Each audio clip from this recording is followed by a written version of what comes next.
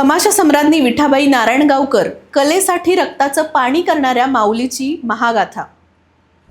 महाराष्ट्राच्या लाल मातीत रुजलेली रांगडी आणि अस्सल लोककला म्हणजे तमाशा। रात्रीच्या अंधारात पेटणाऱ्या गॅसबत्तीच्या प्रकाशात, ढोलकीच्या थापेवर आणि तुंतुण्याच्या सुरावरती अवघ्या महाराष्ट्राला डोलायला लावणारी एक कलेची स्वामिनी म्हणजे तमाशा सम्राज्ञी विठाबाई नारायणगावकर।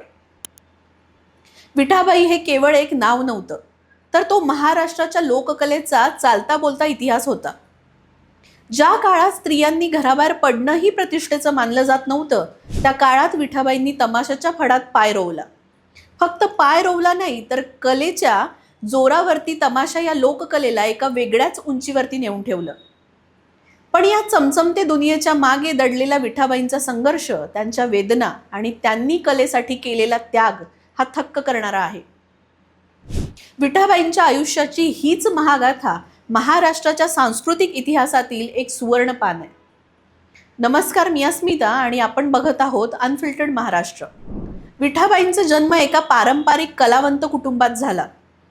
त्यांचे वडील भाऊ बापू आणि आई शांताबाई हे स्वतः तमाशा क्षेत्रात कार्यरत होते। त्यामुळे विठाबाईंना कलेचं बाळकडू घरातूनच मिळालं।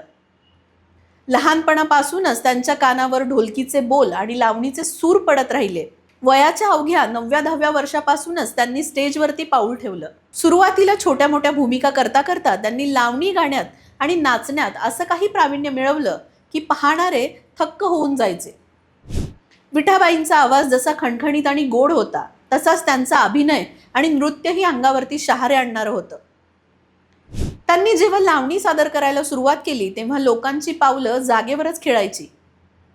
त्यांच्या फडाचं नाव नारायणगावकर तमाशा मंडळ असं होतं आणि बघता बघता हा फड संपूर्ण महाराष्ट्रात लोकप्रिय झाला।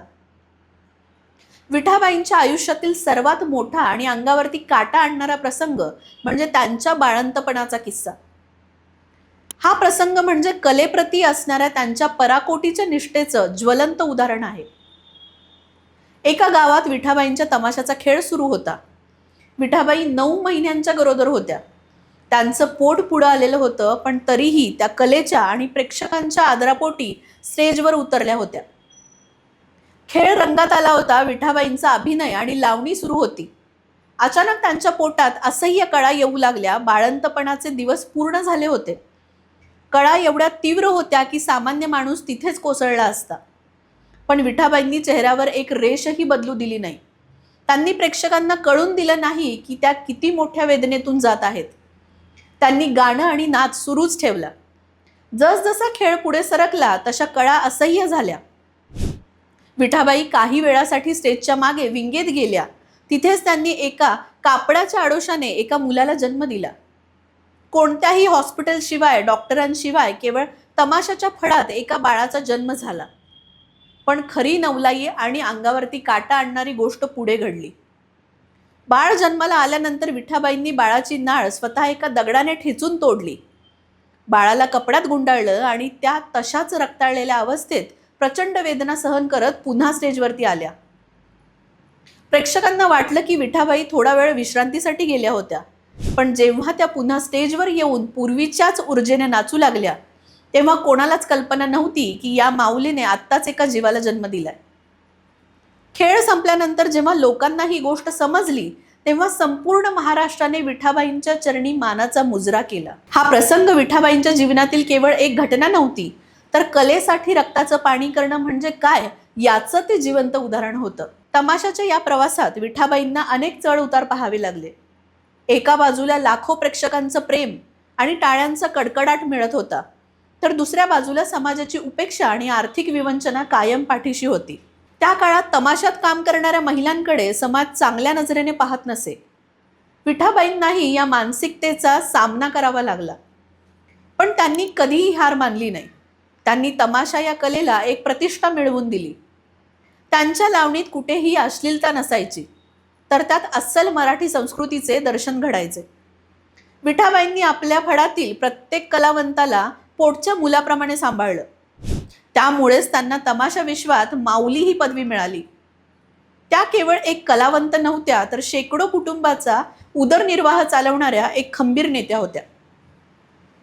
विठाबाईंच्या या अफाट योगदानाची दखल शेवटी शासनालाही घ्यावी लागली. त्यांना अनेक पुरस्कारांनी सन्मानित करण्यात आलं. राष्ट्रपतींच्या हस्ते त्यांना संगीत नाटक अकादमी पुरस्कार मिळाला. महाराष्ट्र शासनानेही त्यांचा गौरव केला. एवढंच नव्हे तर महाराष्ट्र शासनाने त्यांच्या स्मरणार्थ तमाशा सम्राज्ञी विठाबाई नारायणगावकर जीवन गौरव पुरस्कार सुरू केला, जो दरवर्षी लोककलेच्या क्षेत्रात उत्कृष्ट कामगिरी करणाऱ्या कलावंतांना दिला जातो. हा पुरस्कार म्हणजे विठाबाईंच्या कलेचा आणि त्यांच्या संघर्षाचा मोठा सन्मान आहे.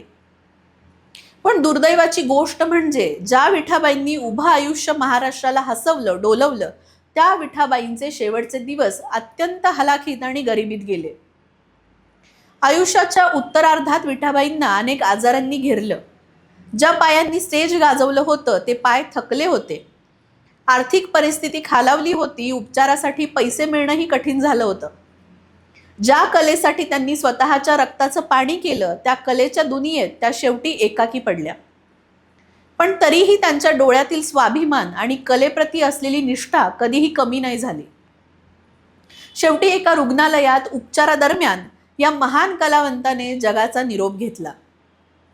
विठाबाई आज आपल्यात नाहीत, पण त्यांनी गायलेल्या लावण्या, त्यांचा तो खणखणीत आवाज आणि तमाशाच्या फडात त्यांनी निर्माण केलेला इतिहास आजही जिवंत आहे. विठाबाई नारायणगावकर हे केवळ एक नाव नाही, तर ती एका स्त्रीच्या संघर्षाची, धैर्याची आणि कलेप्रती असलेल्या अथांग प्रेमाची महागाथा आहे. त्यांनी दाखवून दिलं की परिस्थिती कितीही प्रतिकूल असली आणि वेदना कितीही मोठी असली तरी आपल्या कर्तव्यापासून आणि कलेपासून कधीही मागं हटायचं नसतं. महाराष्ट्राच्या लोककलेच्या इतिहासात जेव्हा जेव्हा तमाशा आणि लावणीचा उल्लेख होईल, तेव्हा तेव्हा विठाबाईंचं नाव सर्वात वरच्या स्थानी असेल.